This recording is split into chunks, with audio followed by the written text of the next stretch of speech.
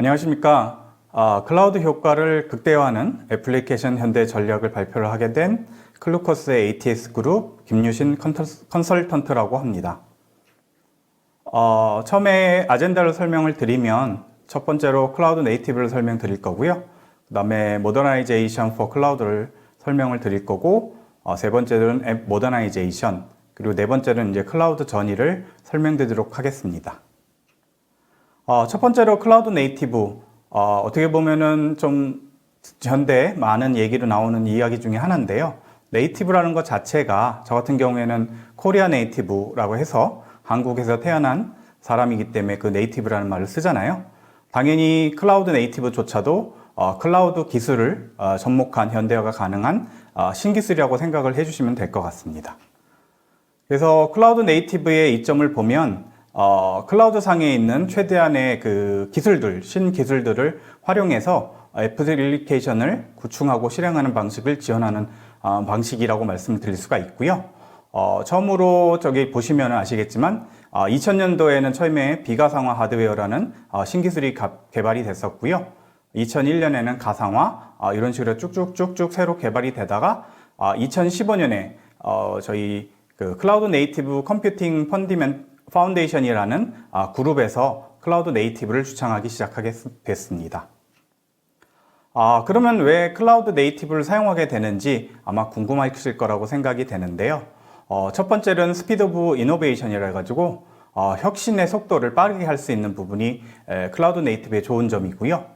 그리고 릴라이빌리티라고 해가지고 안정성 이런 게 지원이 되고, 그리고 시큐리티 앤 스케일이라고 해서 보안적인 부분, 예를 들면 클라우드 쪽 같은 경우는 엔터프라이즈급 보안을 사용할 수 있기 때문에 그런 보안적 안정성을 가질 수 있다는 게 왜 클라우드 네이티브를 사용해야 되는지 그 약 세 가지의 이유라고 말씀을 드릴 수가 있겠습니다. 그래서 개발 생산성을 향상이 되겠고요.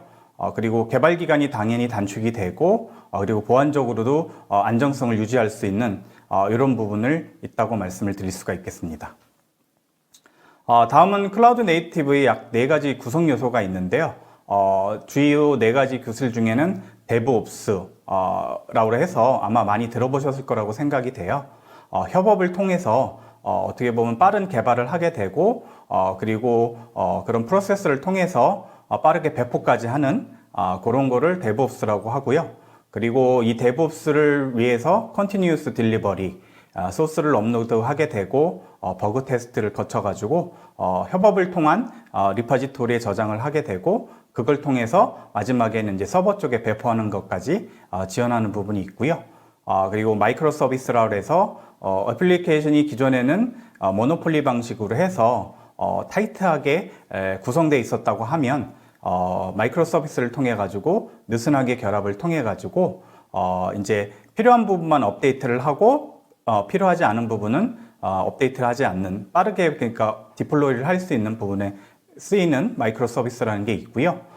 그리고 또한 이제 컨테이너를 통해서 운영체제 수준의 가상화 기술로 리눅스 커널이라든지 그 커널 등을 공유해서 프로세스를 격리하고 되고, 예를 들면 기존의 그 개발자들이 개발했던 환경과 실제로 사용되는 운영 환경이 틀렸을 때 문제점을 최소화해서 컨테이너화를 통해서 배포를 빠르게 할 수 있는 이 4가지의 기술들이 중점이 된다고 생각을 해주시면 될 것 같습니다.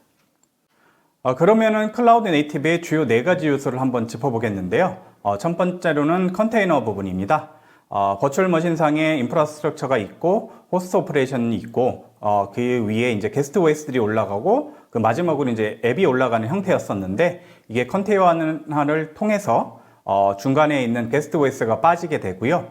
요걸 통해서 이제 경량화를 할 수 있고, 요거는 게스트 OS가 포함되지 않기 때문에 경량화를 이룰 수 있고 효율성을 높일 수가 있고요.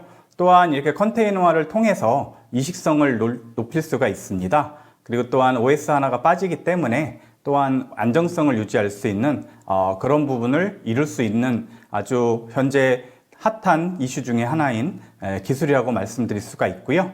이 기술들은 아마 많이 들어보셨을 텐데, 기본적으로 아마 많이 아시는 거는 고래 모양으로 생긴 도커 컨테이너를 많이 들어보셨을 거예요. 그것도 이 컨테이너사화의 기술 중에 하나라고 말씀을 드릴 수가 있습니다. 다음은 이제 컨테이너 서비스를 저희 애저 서비스에서 사용할 수 있는 서비스들을 한번 골라봤는데요. 첫 번째로는 이제 AKS라고 해서 애저 쿠버네티스 서비스가 있고요. 요거 같은 경우는 완전 관리형 쿠버네티스 서비스라고 말씀을 드릴 수가 있습니다. 또한 엔터프라이즈급 보안과 거버넌스를 제공하게 되고요. 그리고 이제 컨테이너 인스턴스라고 해가지고 저희 같은 경우는 ACI라고 부르는데, 이거 같은 경우는 워크도를 실행 중인 인프라 관리에 신경을 쓰지 않고 애플리케이션 설계 및 구축에 집중할 수 있는 매니지먼트 서비스이고요. 그리고 이제 세 번째로는 앱 서비스라고 있어서 요즘에 가장 많이 쓰고 있는 웹앱 서비스라든지 혹은 API를 빠르게 빌드하고 배포할 수 있으며 오토 스케일링을 자동 지원해주는 그런 서비스고요. 기존에 만약에 닷넷이라든지 닷넷 코어, 노드.js, 그리고 자바, 파이썬, PHP까지도 지원하기 때문에 기존 온프라미스 상태에서의 어플리케이션들이 가지고 계시다면 빠르게 배포할 수 있는, 빠르게 마이그레이션 할 수 있는 서비스가 있고요. 그리고 이제 컨테이너 레지스트리라고 해서 컨테이너들을 관리하게 되고 저장하고 그리고 보안적이나 검사를 할 수 있는 관리형 서비스가 하나 있어서 만약에 한 리전에서 쓰고 있으시다가 다른 리전으로 배포를 하게 된다 그러면 이 컨테이너 레지스트리에 등록된 컨테이너들을 배포하는 방식으로 빠르게 하실 수 있는 그런 서비스가 있다고 말씀을 드릴 수가 있겠습니다. 다음으로는 주요 요소 4가지 중에 DevOps를 설명을 드릴 건데요. DevOps의 언어의 시작점은 디벨로퍼와 오퍼레이션 이 두 개가 합쳐진 구조라고 말씀을 드릴 수가 있어요. 그래서 CI/CD라고 보이는데 Continue Integration, Continue Deploy 이 두 가지를 합쳐놓은 거라고 말씀을 드릴 수가 있습니다.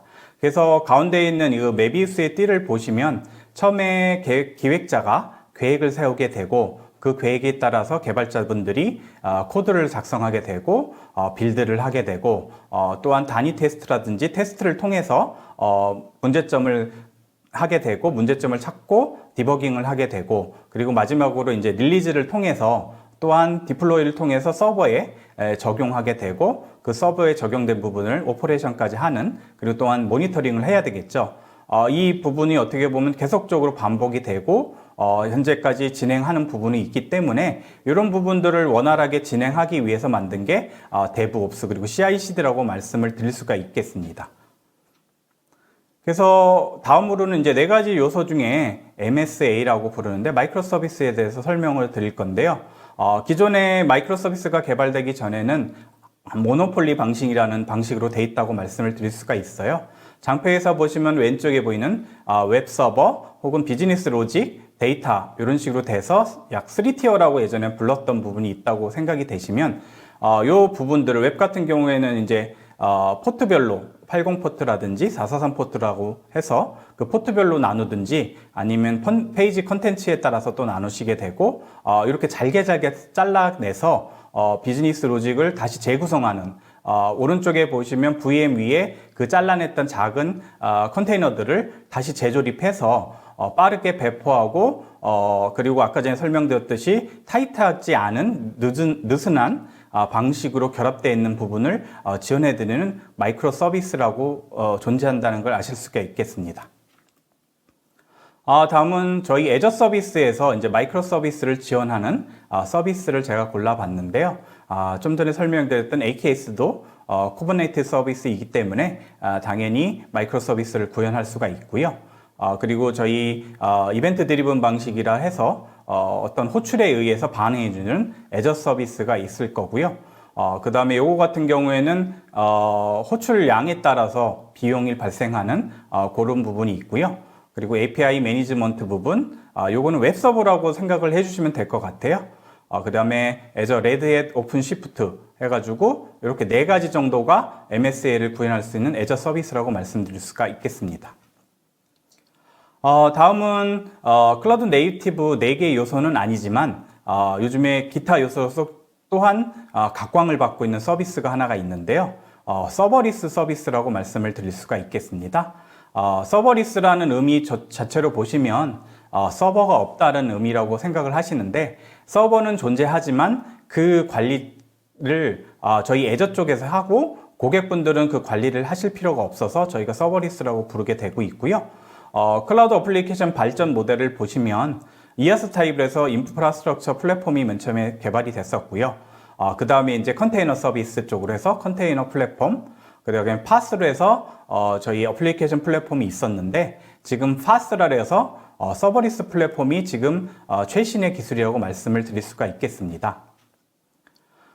그래서 이제 서버리스를 보시면 저희 애저 상에 있는 서버리스 주요 부품 플랫폼들을 확인해 보실 수가 있는데 좀 전에 설명드렸던 펑션스, 요거 같은 경우는 이벤트에 의해서 트리거가 돼서 어떤 반응을 해주는 API 호출 같은 식으로 반응하는 프로세서라고 보시면 될 것 같고요.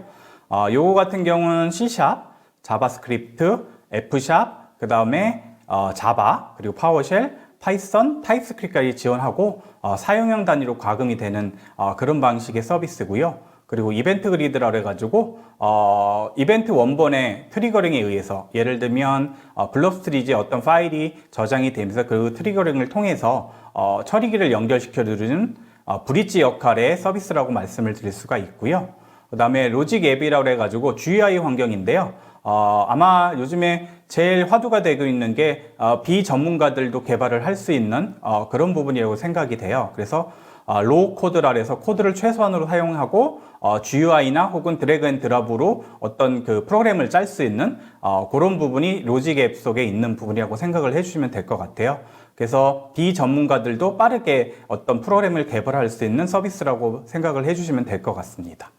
그 외에도 데이터베이스, 스토리지, 어널리스틱, 인텔리전스, 시큐리티, IoT 쪽으로도 서버리스 플랫폼이 다 준비되어 있다고 보시면 될 것 같습니다. 다음으로는 이제 클라우드 네이티브를 위한 아키텍처를 한번 보여드릴 건데요. 보시면은 이 장표 같은 경우는 기존의 모노폴리 방식으로 되어 있는 아키텍처라고 보시면 될 것 같아요. 왼쪽에 있는 클라이언트 앱이라든지 트래디셔널 웹 앱이 있고요.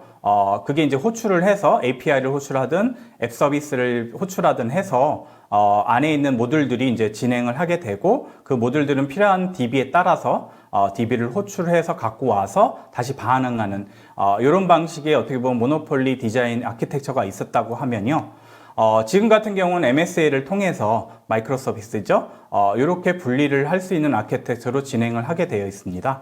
그래서 기존의 모바일 앱이라든지 트래디셔널 웹 앱이 호출을 하게 되고 그 앞에 이제 API 게이트웨이인 웹 서비스가 반응을 하게 되고 있고요. 그 밑에는 당연히 마이크로 서비스들인 작은 어떤 그 워크로드들이 붙어 있게 되고 그 워크로드에 따라서 반응을 하는 그런 방식이 돼 있다고 말씀을 드릴 수가 있고요. 이거의 장점은 아까 제가 설명드렸듯이 느슨하게 연결돼 있기 때문에 만약에 오더링 부분에 마이크로 서비스를 수정해야 된다. 그랬을 때 빠르게 배포를 다시 진행할 수 있는 느슨한 구조의 아키텍처라고 말씀을 드릴 수가 있겠습니다. 다음은 모더나이제이션 포 클라우드라 해서 기존에 만약에 온프라미스 시스템의 서비스를 사용하고 계시다고 하면 클라우드 이전을 통해서 현대화를 할 수 있는 부분에 대해서 설명을 드리도록 하겠습니다. 그래서 클라우드 현대화 동기를 보시면 이렇게 한 5가지의 위협 요소가 있을 수가 있습니다. 그래서 사이버 보안 위협, 요거는 계속적으로 증가하는 요소라고 보실 수가 있죠. 해킹이라든지 스니핑이라든지 그 외에 위협적인 요소들, 데이터를 빼내간다든지 그리고 또한 그 워크로드에 따라서 이제 로드가 많이 걸리면 그거에 따라서 서버를 증설하거나 대응을 해야 되는데 그런 부분에 대한 수요 급증에 인한 용량 증가가 필요하게 되고요. 그 다음에 레거시 서버나 혹은 레거시 앱의 문제점들이 발생을 해서 그거를 보안 유지하는데 많은 시간을 활용하게 되고 그런 문제점이 발생하게 되고요. 그리고 운영 효율성이라든지 비즈니스 요구 사항에 빠르게 대응 못하는 그런 부분이 있기 때문에 클라우드를 통해서 현대화에 해야 한다는 요인이 생기게 된 것입니다. 그리고 또한 고객이 현대화를 필요로 하는 이유를 한번 제가 적어 봤는데요. 우선은 첫 번째로는 최적의 비용으로 엔터프라이즈급의 인프라를 사용할 수가 있게 되고요. 그리고 매니지먼트 서비스 혹은 파스 서비스라고 해서 저희가 관리해드리는 플랫폼을 사용해서 빠르게 개발 쪽만을 집중하실 수 있는 그런 부분이 있을 거고요.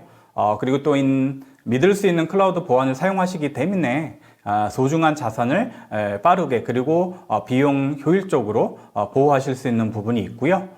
그리고 조건에 따라서 이동 가능한 하이브리드의 유연성을 유지하실 수가 있습니다. 이 하이브리드 유연성이라는 것은 기존의 데이터들을 온프라미스 상태의 서버에 저장을 하시고 웹 서비스라든지 최신 기술들만 저희 클라우드 쪽으로 이전을 하셔서 두 개를 연동시켜서 사용하시는 유연한 방식이라고 말씀드릴 수가 있겠습니다. 그러면 이제 앱 모더나이제이션을 한번 설명을 드릴 건데요. 어플리케이션이 좀 중요한 부분이기 때문에 현대화를 어떻게 하고 왜 필요성이 있는지에 대해서 한번 설명드리도록 하겠습니다. 앱 모더나이제이션이라는 것은 아시겠지만 클라우드 환경 하에서 비용 효율적인 앱의 개발 및 배포, 운영, 관리를 위한 방법이라고 제가 말씀드릴 수가 있습니다. 기업의 경쟁력 확보를 위해서 앱을 현대화해서 클라우드 전환이 필요한 요소가 있을 거고요. 그걸 위해서 약 3가지 방식을 아마 지원을 해드리는 방식이 있습니다. 파스 기반의 플랫폼 에즈 서비스 기반의 모델링 설계를 통해서 모더나이제이션을 할 수가 있고요. 기존의 소스들을 리아키텍처링 혹은 리빌딩을 통해서 MSA 기반의 컨테이너화 할 수도 있고, 또한 배포 작업을 자동화해서 에러나 혹은 문제점을 최소화할 수 있는 데브옵스를 통해서 전체 파이프라인을 자동화할 수 있는 방법이 있다고 말씀을 드릴 수가 있겠습니다. 그래서 보시면 밑에 부분에 여러 가지 조건들이 있고요. 회복성 같은 경우는 이제 저희가 컨테이너 서비스를 이용하다 보니까 격벽이라 해서 하나의 워크로드에 문제가 발생을 하더라도 그 옆에 있는 워크로드의 영향도를 최소화할 수 있는 그런 부분이 있을 거고요. 그리고 확장성 같은 경우는 오토 스케일링이 자동으로 되기 때문에 기존에 있는 모놀리식 서비스 같은 경우에는 전체 확장을 해야 되는 서버를 늘리거나 그런 부분이 있었지만, 이거는 자동으로 그거에 따라서 최적화할 수 있는 단위로 늘어날 수 있는 부분이 있고요. 배포의 영위성 같은 경우에는 데브옵스를 통해서 코드 베이스 규모의 파이프라인을 통해서 최소한의 에러를 가지고 배포를 할 수 있는 그런 부분이 있다고 말씀을 드릴 수가 있겠습니다. 다음은 앱 모더나이제이션의 필요성을 한번 짚어볼 수가 있는데요. 첫 번째는 노후화된 인프라가 있겠죠. 데이터 센터 내에 노후된 하드웨어나 운영체제, 그런 문제가 발생했을 때 이 아래의 해결점을 찾기 위해서 운영 비용이 당연히 늘어날 거고요. 그리고 효율성이 떨어지게 되고 안정성 또한 떨어지게 될 상황이 오실 겁니다. 그리고 또한 현대 사회에 이제 보안이라든지 감사 규정들이 계속 추가가 되는데 그런 부분을 따라갈 수 없는 문제점이 발생하게 되고요. 민첩성 부족이라고 한 이유는 새 서비스의 배포 서비스 시간이 많이 걸리게 되고요. 운영 시간이라든지 예산이 많이 소요되는 그런 부분이 생기게 됩니다.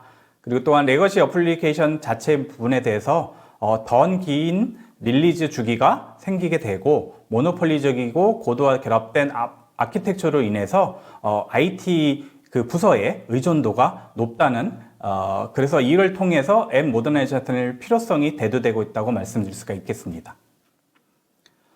다음은 앱 모더나이제이션을 했을 때 이점들을 설명드릴 건데요.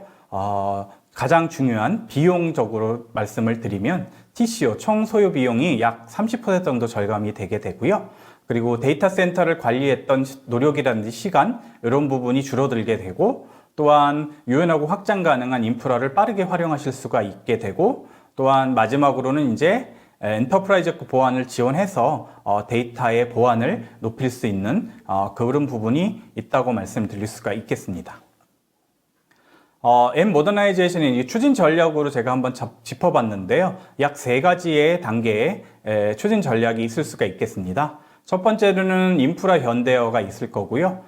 기존에 있던 온프라미스 시스템의 시스템들을 퍼블릭과 프라이빗으로 연동해서 하이브리드 클라우드 환경을 구성한다거나, 혹은 기존에 있던 온프라미스 시스템들을 가장 빠르게 클라우드로 이전하기 위해서 이아스 상식의 리호스트 방식을 사용해서 빠르게 전환하는 방식이 있을 거고요. 그리고 데이터베이스 같은 경우에는 저희 클라우드 서비스에 있는 파스 시스템들을 이용해서 빠르게 네이티브화 할 수 있는 인프라 현대화가 있을 거고요. 두 번째로는 이제 앱 현대화로 잡아서 컨테이너화를 통해서 이제 느슨한 소프트웨어의 컨테이너를 할 수가 있고요. 그 MSA 구성을 위해서 리팩터, 리플랫폼, 리아키텍처 혹은 리빌드를 통해서 마이그레이션하는 방법이 있을 거고요. 또한 데이터베이스에 대한 분해를 통해서 빠르게 대응할 수 있는 그리고 파스 개념의 시스템을 사용하실 수가 있을 거고요. 그리고 세 번째로는 플랫폼 현대를 통해서 데브옵스 자동화를 통해서 빠르게 배포 그리고 리뷰를 통해서 버그를 최소화할 수 있는 그런 부분이 있을 거고요. 그리고 서버리스를 통해서 이벤트 드리븐 방식의 서버리스를 통해서 빠르게 개발하고 자동 오토 스케일링을 통해서 로드 변화에 따라서 빠르게 대응할 수 있는 그런 부분이 있을 거라고 생각이 됩니다. 다음은 기존의 온프라미스 시스템을 마지막에 가지고 계시고 그거를 이제 앱 현대화를 위해서 어떤 식으로 어떤 서비스를 사용해야 되는지 고민이 많으실 거라고 생각해서 는 장표입니다. 첫 번째로 스타트를 하셨을 때 기존에 만약에 새로 생성이 된다면 오른쪽으로 가시면 되고 마이그레이션을 필요로 하신다면 왼쪽으로 가셔서 계속 따라가시는 방식으로 해서 자신의 결정을 할 수 있는 서비스를 선택할 수 있는 부분이고요. 만약에 마이크로 서비스가 필요 없다면 애저 앱 서비스를 사용하시는 게 좋을 거고요. 그리고 이벤트 드리븐 방식을 만약에 원하신다고 하면 애저 펑션스를 사용하시면 될 거고, 오케스트레이션이 필요 없으시다면 애저 컨테이너 서비스를 통해서 저희한테 매니지링을 받는 그런 부분이 있으실 거고, 그리고 맨 마지막에 있는 풀 오케스트레이션이 필요하시다 그랬을 때는 애저 쿠버네티스 서비스 AKS를 사용하시는 방법이 좋다고 하는 저희가 결정을 도와드리는 결정 트리라고 말씀을 드릴 수가 있겠습니다. 이제 케이스 스터디로 해서 저희가 했던 작업에 대해서 한번 설명을 드릴 건데요. 의료업 A사 같은 경우에는 건강 헬스 관련 앱 회사였는데 기존의 온프라미스 방식의 3티어 인프라를 가지고 있는 회사였어요. 그렇지만 고객의 상황을 보시면 아시겠지만 개발 앱에 사용되는 API 서버가 온프라미스의 3티어 방식이다 보니까 부하 증가에 따른 증설이 어려움이 있었고요. 그리고 서비스를 빠르게 배포할 수 없는 그런 문제점이 있었습니다. 그래서 클라우드 네이티브 이전을 통해서 데브옵스를 통한 소스 코드의 빠른 배포가 관리가 됐고요. 그리고 이제 클라우드 서비스를 사용함으로 인해서 부하 증가에 따른 빠른 증설을 할 수 있는 그래서 오토 스케일링을 지원했던 방식이었다고 말씀을 드릴 수가 있겠습니다. 다음은 광고 B사 같은 경우에는 광고 대행 회사였는데 여기도 광고용 이제 서버 같은 경우에 2티어 인프라로 구성되어 있었고 DB 같은 경우는 마스터 슬레이브의 DB를 현대화를 필요로 하는 목적이 있었습니다. 그래가지고 부하 증가에 따른 증설 어려움은 똑같이 있었고요. 그리고 광고가 이제 보통 아시겠지만 바이럴 마케팅을 통해서 그 바이럴 마케팅의 분석이 가장 중요한 요소잖아요. 그 부분이 문제점이 발생을 해서 현대화를 통해 가지고 빠른 응답 시간을 제공하는 OLTP 서비스를 코스모스 DB로 구성을 해서 빠르게 대응할 수 있었고요. 그리고 만약에 분석 용도의 데이터 같은 경우는 좀 저렴한 디스크에 저장을 하고 시냅스를 통해서 분석을 처리하는 방식으로 처리했던 그런 마이그레이션을 했던 상황이었다고 말씀을 드릴 수가 있겠습니다. 다음 마지막으로는 이제 클라우드 전이를 한번 설명을 드릴 건데요. 현대를 위한 클라우드의 여정을 시작이라고 저희가 말씀을 드릴 수가 있게 되고 저희 클러커스와 MS가 사용하는 검증된 프레임워크 약 2가지가 있습니다. 첫 번째로는 기존의 온프라미스를 클라우드 서비스로 이전하기 위해서 저희가 지원해드린 클라우드 어댑테이션 프레임워크 그래가지고 이 부분 같은 경우에는 기존에 있는 이제 온프라미스를 클라우드로 이전하기 위한 프레임워크라든지 각종 문서, 기술, 베스트 프랙티스를 지원해드리기 때문에 안정적으로 클라우드 서비스로 이전을 지원하게 되고요. 다음으로는 이제 이전 후에는 아마 이 5가지에 대해서 문제점이랄까 혹은 이슈가 발생을 하실 거예요. 그래서 저희 같은 경우에는 Azure Well Architected Framework라고 해서 비용 최적화라든지 운영 우수성, 그리고 성능 효율성, 신뢰성, 그리고 보안 쪽은 부분을 다 체크해드리는 프레임워크를 지원해드리고 있습니다. 어플리케이션 모더나이제이션은 계속 설명드렸듯이 효율성, 안정성, 구조적 무결성 등을 개선하기 위해서 기존의 소프트웨어를 클라우드형으로 전환하는 방식이라고 말씀드릴 수가 있겠고요. 또한 이를 통해서 최신 기술을 빠르게 습득하고 빠르게 사용하실 수 있는 그런 좋은 서비스라고 말씀을 드릴 수가 있겠습니다. 지금까지 앱 현대화 배경과 그에 대한 방안을 설명드렸습니다. 관련하여 궁금하신 점이 있으시면 댓글로 남겨주시거나 클로커스로 문의 부탁드립니다. 감사합니다.